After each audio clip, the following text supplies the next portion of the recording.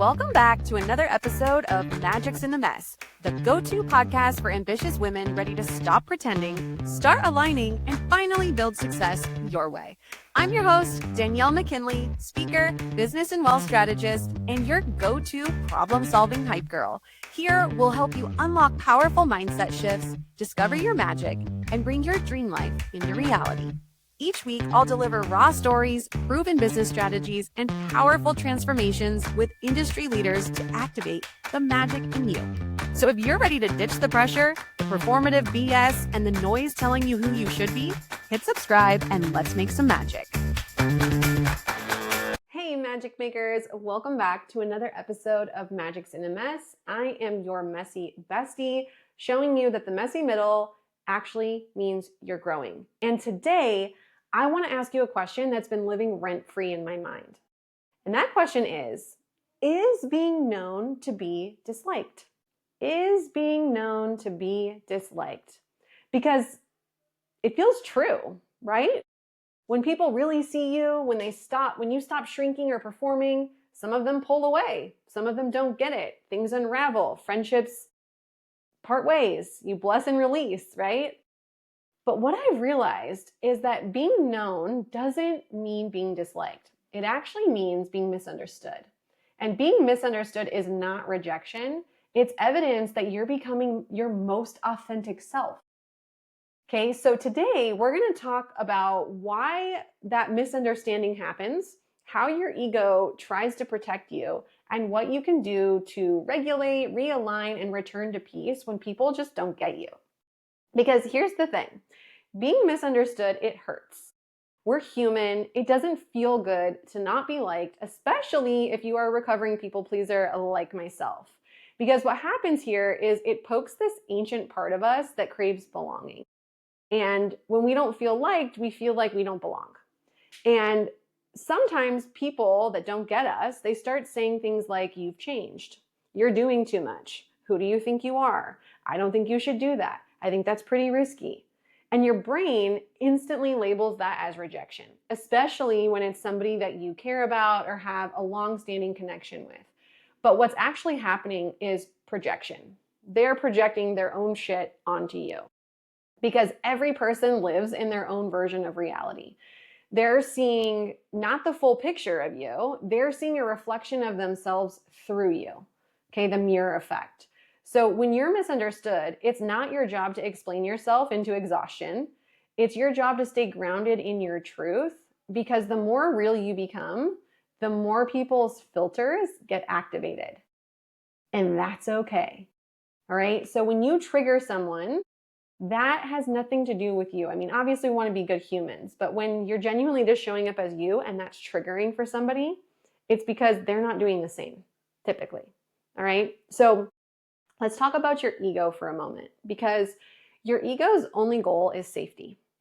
And to your ego, safety means familiar. So when we start to change, to expand, to evolve, we start to trigger our ego.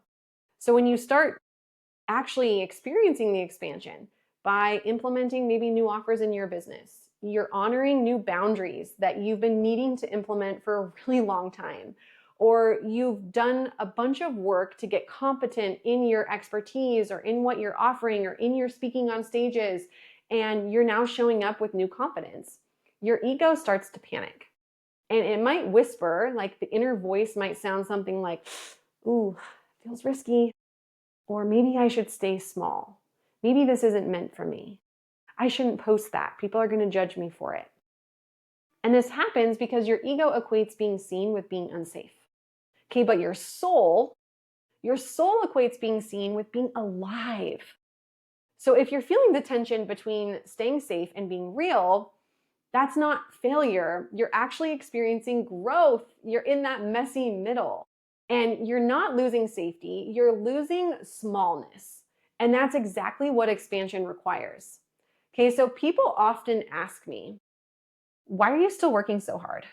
Why do you keep building? Why are you doing all the things? Gosh, you do so much. You already exited a company. It doesn't make sense why you're working so hard. And for a while, and I mean, up until like even months ago, I questioned it.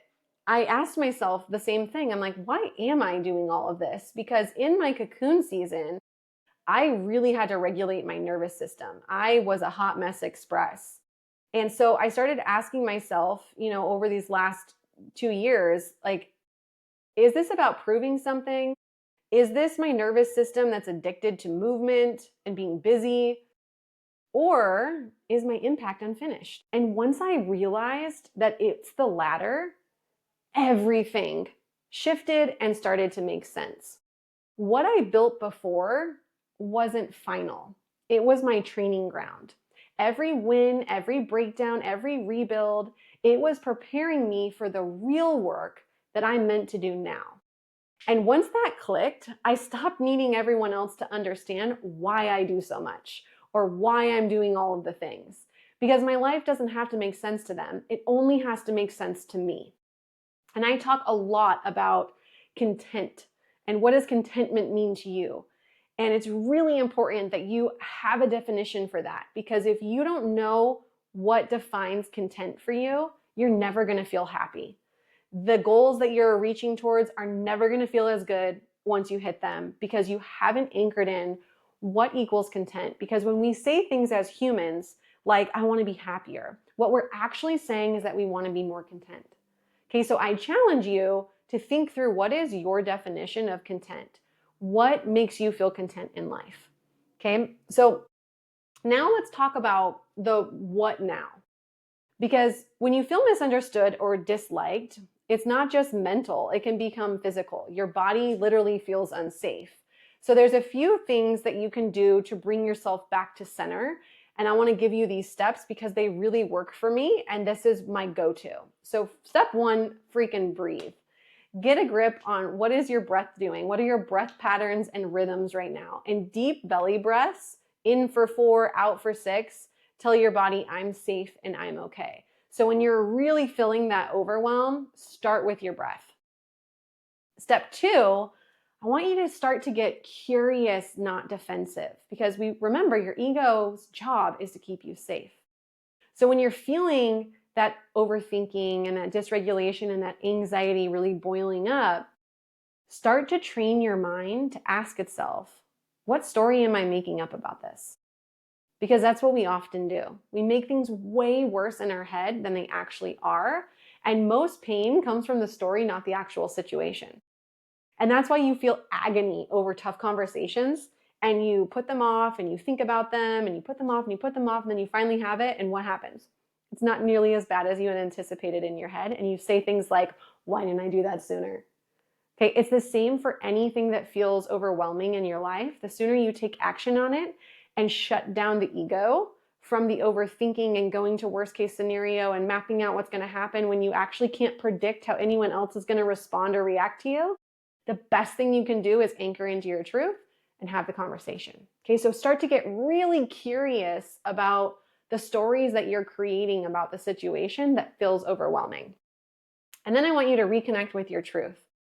Write down or say it out loud. What do I know is true about me, about my purpose, about what I'm creating? What do I know is true about me in this situation? Anytime you can anchor back into your truth, it's going to immediately bring some level of calm to you. Now, the next thing, number 4, is you got to move your energy. You got to walk it out, dance it out, shake it out, stretch it out. Emotion is energy in motion. Okay, so we have to move it. We can't just keep it bottled up and stored, because eventually then it'll burst. So figure out what form of movement feels the best for you in moving your energy. And number 5, I want you to remember the mirror, because you are not being rejected. You're reflecting something powerful, and that's triggering for somebody. Okay, so that's emotional intelligence in motion. You're no longer trying to fix how people see you. You're learning how to hold your own peace. Okay, so now let's talk about coaching, because this ties directly into everything that we've been talking about. A good coach doesn't give you your answers. A good coach helps you realize that you already have them, and they help you access them. They share systems, frameworks, and strategies, yes, of course. But their real job is to help you reconnect with your own knowing, because that's what matters. you trusting yourself. And that is exactly what I do with my clients. We start with mindset, identifying the blocks, the stories, the self-sabotage loops, and then we move into business strategy, things like learning to read your KPIs, reverse engineering your goals, and creating a structure that fits your definition of content. Not what you're seeing somebody else doing, not what the competitor next to you is doing. We start with what is contentment mean for you, and then we build around that. We build things like customer experience based off of what your customers want, not what you're assuming that they want. And we design it to fit within your level of content. Okay? Because here's the truth. No strategy can override a belief that says you're not capable. So if you don't believe you can, nothing is ever going to work. We have to start with mastering your mind. And once you master your mind, literally you are unstoppable. Like you can do anything. Because once you believe you can, everything starts working for you. Then you can implement the strategy and the systems and all of those things. But we got to first believe that it's going to work for us. And we have to know why we're doing it and what contentment looks like for us. Okay, so my job as a coach isn't to make you need me. It's to make you realize that you're capable, to give you the tools to back the belief with aligned action so you can bring that dream life into reality. So if this resonates with you, if you're ready to build confidence and clarity and systems that feel really good and content and happy, I want you to consider applying for my one-on-one coaching, and you can find the link in the show notes or at my website, daniellemckinley.com. Okay, so maybe being known isn't to be disliked. Maybe it's simply to be misunderstood. And that is okay. Because the more you understand yourself, the less you need the world to. So if this episode hit home, I want you to share it with your bestie. Tag me on Instagram at Life by Danielle. Shoot me a DM, send me your biggest takeaway. And if you're ready to step into the next level of alignment where strategy meets soul, I want you to consider applying for coaching. Because your life doesn't have to make sense to everyone. It just has to make sense to you. And when it does, that's where the magic happens, even if it's right in the middle of the mess. Thanks for tuning in again. I hope you have the best day, and I look forward to connecting with you again next Tuesday.